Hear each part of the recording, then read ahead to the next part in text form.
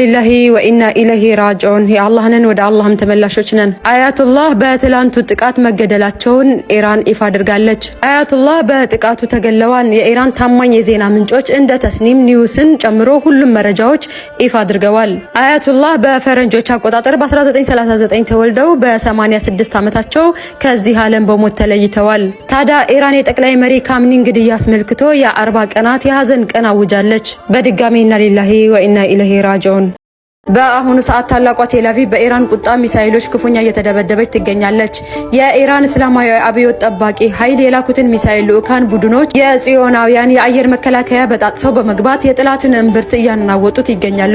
ታዲያ በቴልአቪቭ ላይ እየወረደ ያለውን መብረቃዊ ጥቃት የኢራን አመራር በጽናት የጀመረውን የማስተማር እርምጃ አካል ሲሆን የቴሄራን ክንዴትን መድረስ እንደሚችል ለጥላት ግልጽ መልእክት አስተላልፏል። ቴልአቪቭ አሁን የኢራን የበቀል እሳት ሲነድባት እያየች ትገኛለች።